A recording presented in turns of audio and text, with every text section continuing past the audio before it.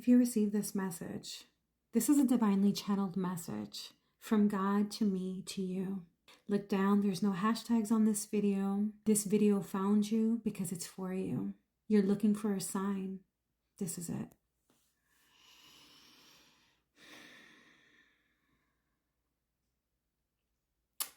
Pay attention to the red flags. When someone shows you who they are, believe them. People can say whatever they want, but their behavior ultimately will reveal to you who they really are. If someone shows you that they cannot be trusted, believe them. It's very important that you pay attention to the red flags, because if you don't pay attention to the red flags, you will pay later. So I ask you, who has revealed themselves to you? What is it that you have seen that you are trying to unsee because you have some investment, some agenda that you think you want? I could assure you that what you want is to be in a state of peace. What you want is to be surrounded by people that you can blindly trust. If you suspect that someone is not being honest, if you suspect that someone is being manipulative, that someone is gaslighting, if you suspect that someone's intentions are not pure, listen to that. Especially if you're a woman. This is for both men and women, but especially if you are a woman, because women, we don't have muscles. We don't have physical strength to protect us. God blessed us with deep intuition. That inner voice that says, something's not right here. Listen to that. Listen to that. Because that is only trying to protect you. It's not to have you lose something. Okay? Because trust me, having someone or something in your life that does not come from love, that does not come from true, pure, unconditional love, you don't want that anyway. Because what is created by fear will only create more fear. What is created from love will create more love.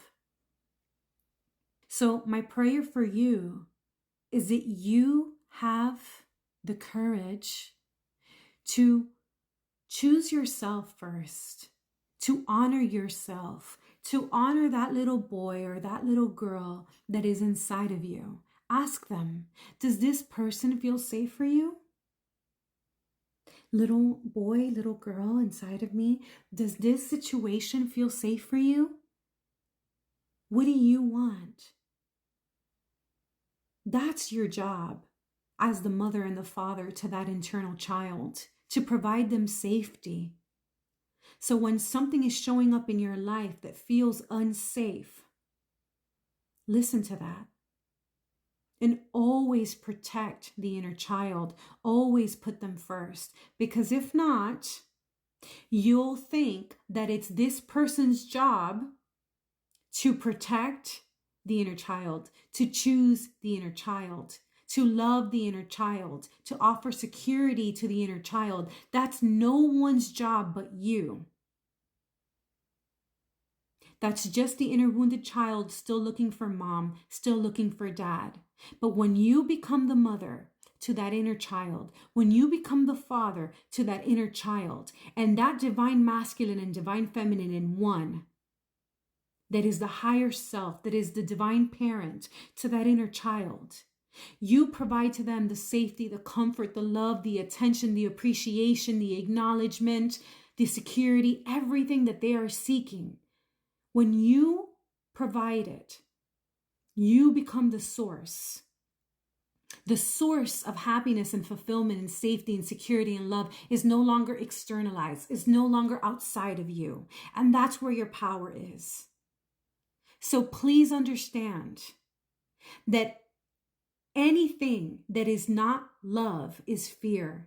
And all of that fear is just the unconsciousness. And that unconsciousness is always stemming from the wounds from the unhealed child. It's time to heal that part of you. It's time to become what it is you're looking for. You are the love of your life. You are the love that you've been waiting for. And only when you truly integrate this will you feel whole and complete. Until then, you'll be chasing all the wrong people for all the wrong reasons. Remember this, you don't have relationship problems. You have inner child wounds that are disguising themselves as drama in your relationships. But drama always leads to your unresolved trauma.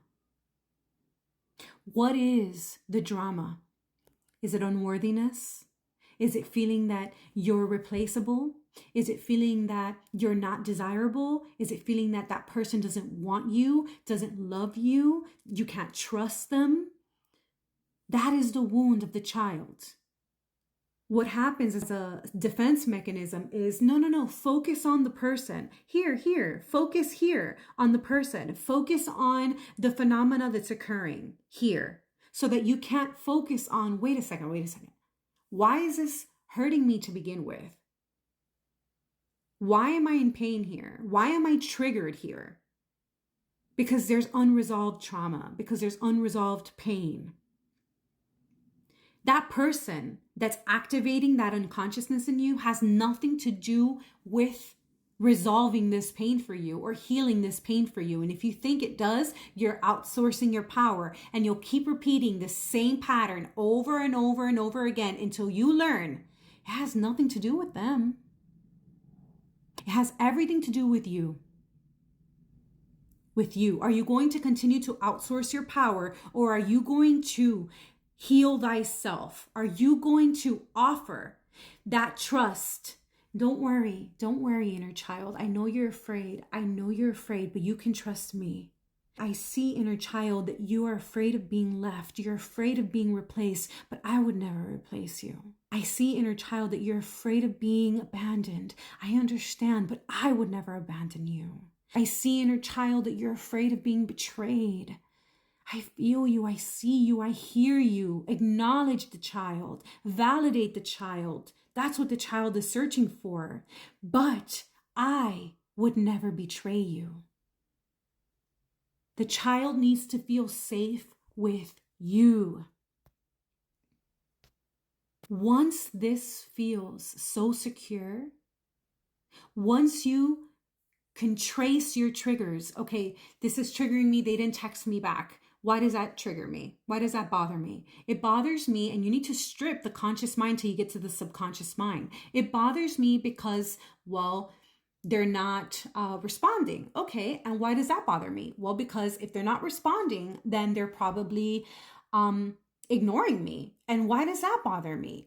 Well, because if they're ignoring me, they're probably losing interest in me. Okay, and why does that bother me? Because if they're losing interest in me, then they don't love me. Then they'll stop loving me. Okay, and why does that bother me? Because if they'll stop loving me, then I'll be alone. And why does that bother me? Because if I'm alone, then I'll realize again that I'm not worthy of love. That's where the pain is. Not in the person not texting you back. That's a distraction from the pain. And then you say, but I see your worthiness, and I would never leave you.